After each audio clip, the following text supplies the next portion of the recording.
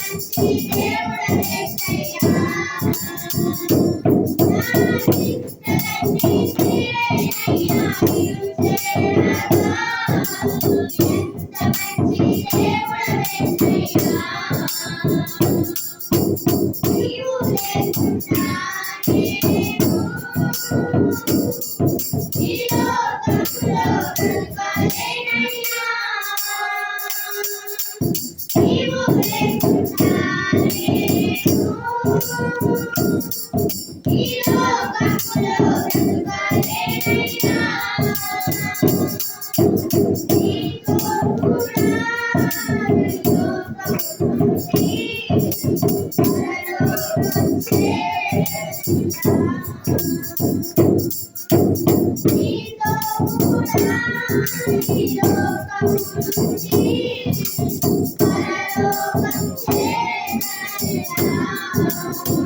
పరలోకం చేరుతా.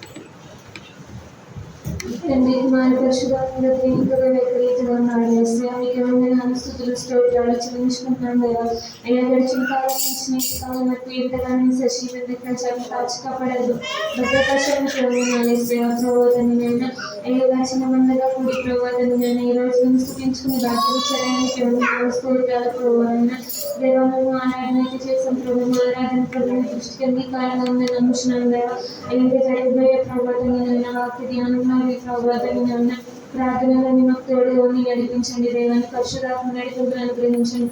మీ దైవజన్ మరియు పరిశు ప్రబోధని ఈ వాక్యం ద్వారా మాతో మాట్లాడండి. మేము సెట్ చేసుకుని ఆయనకి ఇష్టమైన బిడ్డలుగా జీవించడానికి సహాయం చేయండి.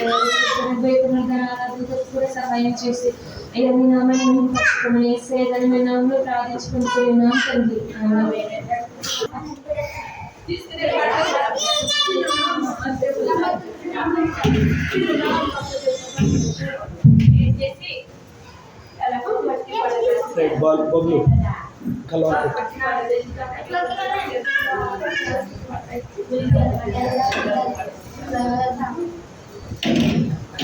Praise Lord. దేవుని నామానికి మహిమ కలుగుగాక.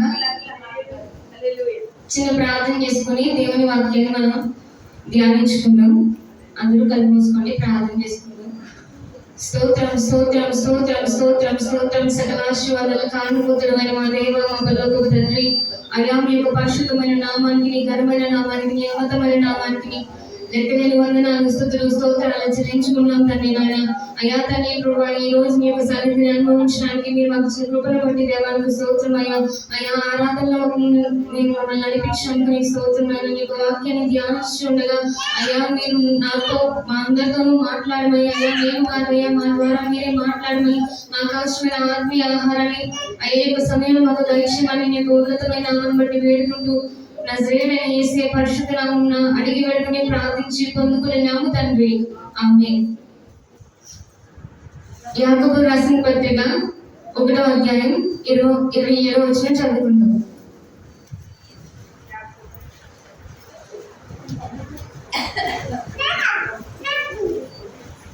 తండ్రి అయిన దేవుని ఎదుట పవిత్రమును నిష్కలంకమునైన భక్తి ఏదనగా దిక్కులేని పిల్లలను విడవరాలను వారి ఇబ్బందిలో పరామర్శించుటయు ఇహలోక మాలిన్యము తనకంటకుండా తను కాపాడుకున్నటయే. ఆమేన్. దేవుని నామమునకు మహిమ కలుగును గాక. హల్లెలూయా హల్లెలూయా.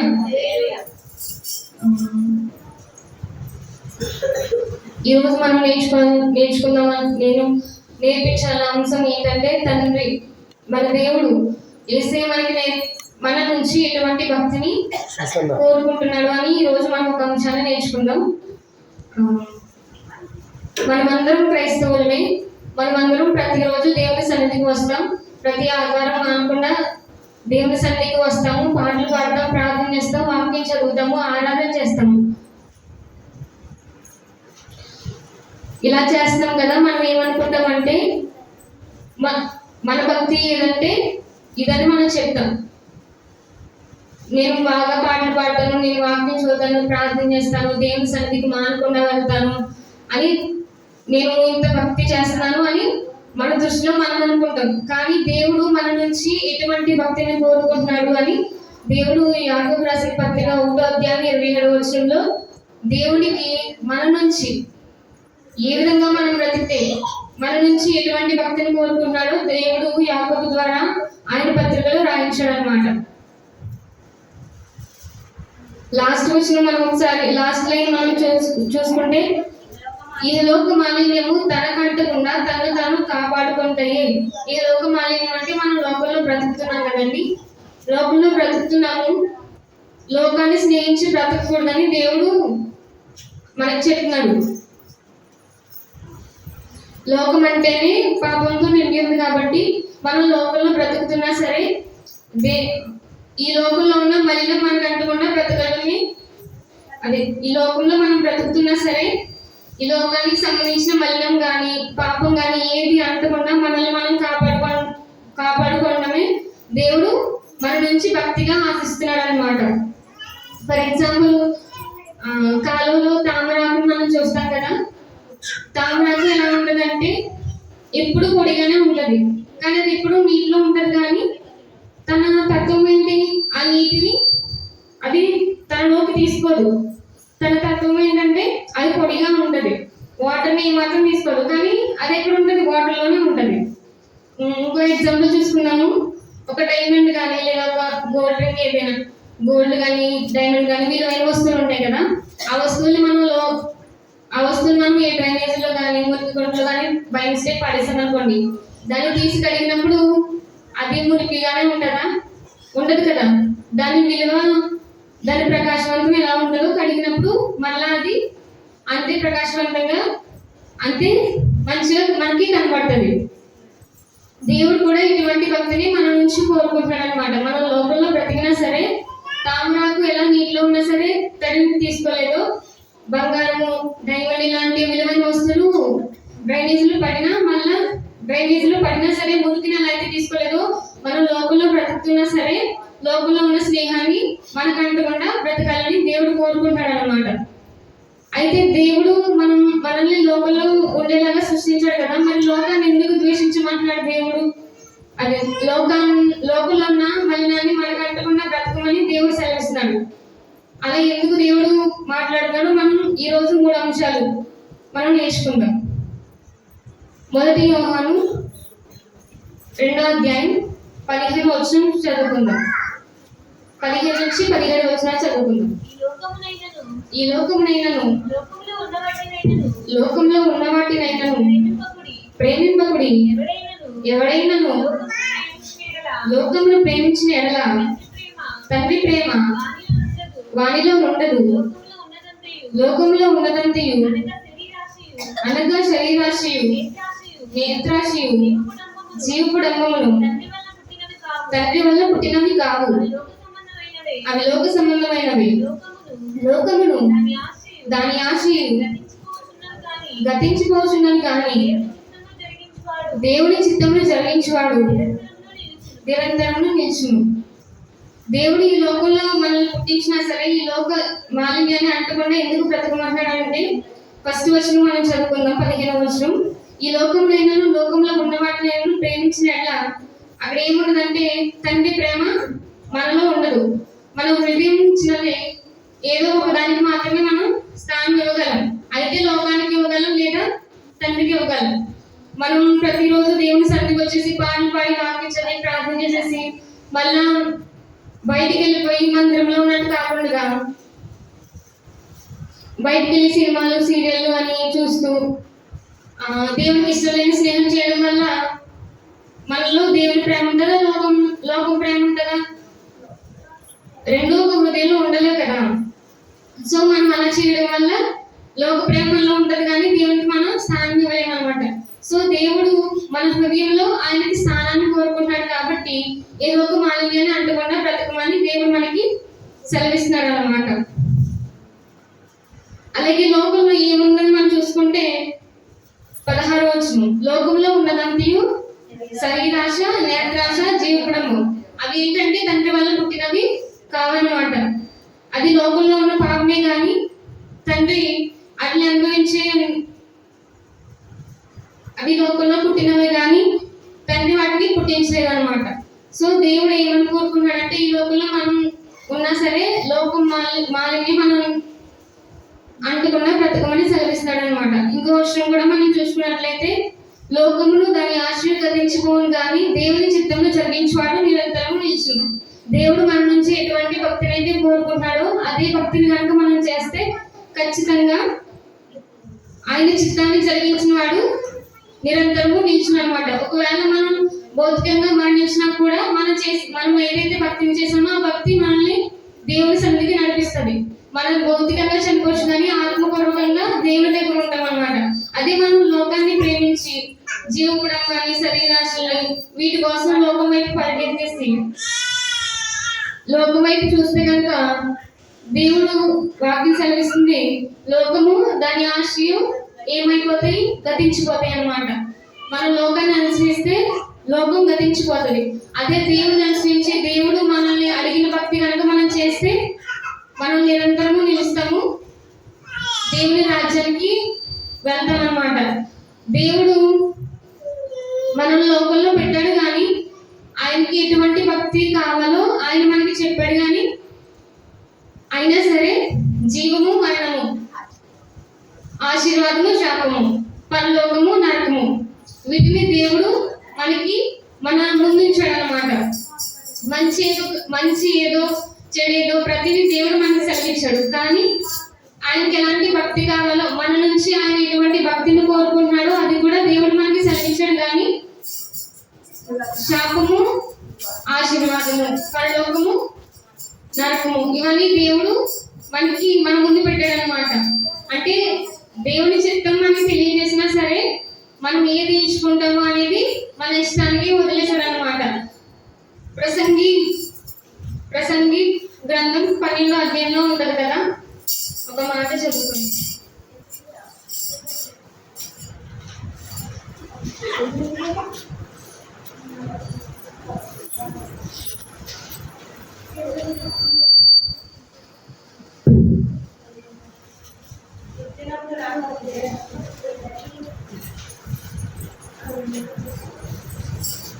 పదకొండో అధ్యాయం 9వ వచనంలో ఉంటది, యవ్వనుడా నీ యవ్వనమందు సంతోషపడము, నీ యవ్వన కాలమందు నీవు సంతుష్టిగా ఉండము, నీ కోరిక చెప్పులను నీ దృష్టి యొక్క ఇష్టము చెప్పులను ప్రవర్తింపము.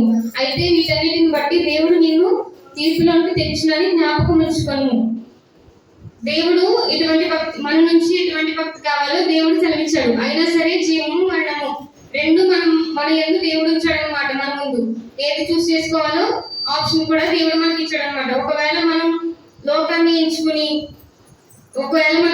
ఎంచుకుంటే కనుక ఖచ్చితంగా లోకం అనేది గతించిపోతుంది. లోకంతో పాటు మనము కూడా గతించిపోతాము.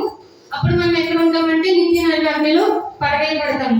అదే దేవుని వాక్యం ప్రకారం నడుచుకుని ఆయన చిత్త ప్రకారం ఆయన మన నుంచి ఏదైతే భక్తిని కోరుకుంటున్నాడో అదే భక్తిని చేస్తూ లోకంలో ఉంటున్నా సరే మాలిన్యం మనం అంటున్నా బ్రతికితే ఖచ్చితంగా మనం పరలోక రాజ్యం చేరుకుంటాము. అక్కడ ఉంది కదా మొదటి యోహాను 2వ అధ్యాయం 17వ వచనంలో ఏమంటుంది, ఆయన చిత్తం జరిగించేవాడు నిరంతరము నిలిచుము. ఎప్పుడైతే మనం ఆయన చిత్తాన్ని జరిగిస్తామో మనం ఖచ్చితంగా నిరంతరము నిలుస్తాం అన్నమాట. మత్తయి సువార్త 25వ అధ్యాయం 34వ వచనంలో దేవుడు ఒకనొక దినం రాబోతుంది, ఆ దినంలో దేవుడు ప్రతి ఒక్కరిని వేరుపరుస్తాడు. ఎలా అంటే మత్తయి సువార్త 20వ అధ్యాయం 34వ వచనంలో ఒకటి, 41వ వచనంలో ఒకటి ఉంటది, ఆశీర్వదింపబడిన వాళ్ళారా చదివించబడిన వాళ్ళారా అని దేవుడు సెలవిస్తున్నాడు. ఎవరైతే తండ్రి చిత్త ప్రకారం జరిగిస్తారో వాళ్ళని ఆశీర్వదింపబడిన వాళ్ళారా అని దేవుడు పిలుస్తూ ఆయన పరలోక రాజ్యంలో చేర్చుకుంటున్నాడు. అలాగే ఎవరైతే లోకాన్ని అనుసరించి నడుచుకున్నారో వాళ్ళని దేవుడు శపించబడిన వాళ్ళారా అని సంబోధించి వాళ్ళని నిత్య నరకాగ్నిలో పడవేస్తున్నారు అనమాట. సో దేవుడు మనకి ఏం చెప్తున్నాడంటే ఇప్పుడు మనం భక్తిని చేస్తున్నాం కానీ మనం అనుకుంటున్నాం మనం చేసేదే భక్తి, మనం పాటలు పాడుతున్నాం, ప్రార్థన చేస్తున్నాం, వాక్యం చదువుతున్నాము, మన దృష్టికి ఇదే భక్తి అని మనం అనుకుంటున్నాం. కానీ దేవుడు ఇది భక్తిని కాదు కోరుకునేది. ఈ లోకం మాలిన్యాన్ని అంటకుండా చూసుకోవడమే దేవుడు మన నుంచి కోరుకునే భక్తి అన్నమాట. మనం చాలా మంచి క్రియలు చేస్తూ ఉంటాం కదా, మనలో చాలా మంది మంచి వాళ్ళు ఉంటారు కాబట్టి సహాయం కూడా కలిగి చేస్తూ ఉంటారు. మనకి తోచినంత సహాయం, ఇవ్వగలిగినంత సహాయం చేస్తూనే ఉంటారు. దేవుడు చెప్తున్నాడు, మీ నీతి క్రియలు నాకు చింపిరి గుడ్డలతో సమానమని. మనం నీతి క్రియలు జరిగించినంత మాత్రాన, దేవుని సన్నిధిలో పాటలు పాడి వాక్యం చదివి ప్రార్థన చేసినంత మాత్రాన దేవుని చిత్తాన్ని జరిగించిన వాళ్ళం అయితే కాదు.